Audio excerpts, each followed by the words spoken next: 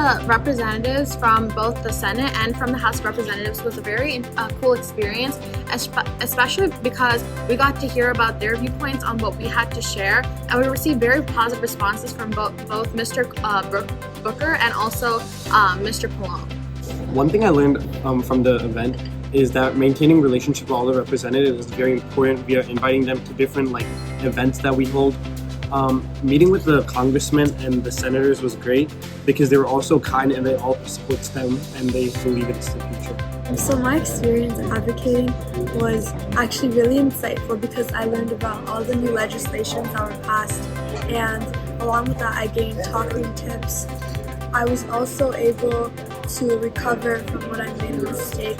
So I think similar to how in robotics when you use soft and hard skills, that's the same thing you're doing here. You're gaining confidence and communication skills, but at the same time you're also learning how to get your point and message across, which I believe is very useful. So this is my first year doing SASA Advocacy at DC, and my whole experience with talking to the congressmen and the senators from NJ, it really gave me a new perspective on what exactly we're doing as SASA. When I'm in robotics and I'm enjoying myself, I can take it for granted. But there are a lot of people that do not have this opportunity.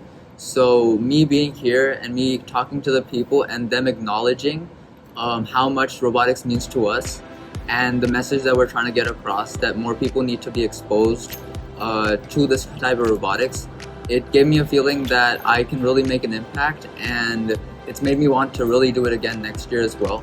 And I feel like anybody else who's done robotics or plans on doing robotics is going to be really passionate about this, so give it a try. I love meeting with the congressmen and the representatives because it provided me more comfort and confidence because I was very nervous at first, but their support for the legislation and their perspectives and insights gave me more confidence and comfortability with advocating for myself and on behalf of SASA. So my biggest takeaways after SASA was to advocate for the process, you have to know the process, and it's all about relationships. So you have to build relationships over time and keep those relationships to maintain what you're advocating for. And whatever you're advocating for, you have to know what you're going to advocate for because they want to know more, they want to ask questions. So you have to know the process yourself.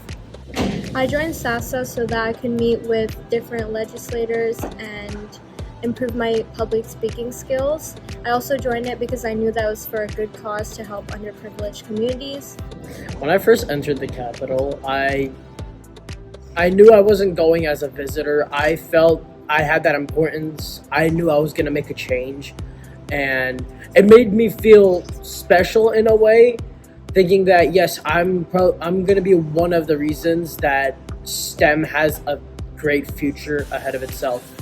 One thing that got me really excited to come to the trip was knowing that I was going to be able to talk to important people and like senators and congressmen, and we also got to learn a lot more about the U.S. government and different legislation such as the NDAA, the Chips and Science Act, and ESSA.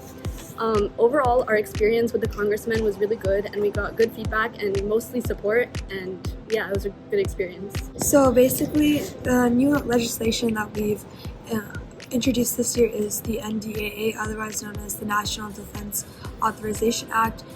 This is already a pre-existing act that's made to help increase funding for our military and our defense. What we want to implement for education purposes is that 0.25% of all DoD contracts must go towards improving the quality of STEM education. This is because all the workers that are currently working in the STEM or in the Defense Department right now, they're all STEM workers, right? They all have that education because they had the exposure to it, they got the chance to receive it. We believe that if everybody got the chance to experience this, then we could increase our workforce and we could have more reliable STEM workers and we could have a larger amount of them. So the NDAA for STEM would also promote and improve high school partnerships that are provided by notable engineering programs and companies such as Lockheed Martin, and this would help a lot of kids who are interested in aerospace engineering and aeronautical engineering. And I feel like it's an important legislation because I know a lot of people that want to do aerospace engineering, but there aren't a lot of facilities. So this would truly be helpful for our state. So this whole experience of me walking into the Capitol and all the official buildings, wearing a suit, tie, and for a purpose other than visiting, has been like really unique. I can't remember when was the last time I came here, but it was for visiting, and this is a completely different feeling. Dorming with my friends and meeting all these officials, they've given me a sense of like responsibility and also a sense of like whatever I'm doing now is for the future and it has a big impact, and it's just been a blast overall. Coming back to SASA this year with a different group of people was really a new experience for everyone, and I believe that this year we learned more and we're able to talk to our congressmen and legislators in a more impactful way as they knew us from previous years.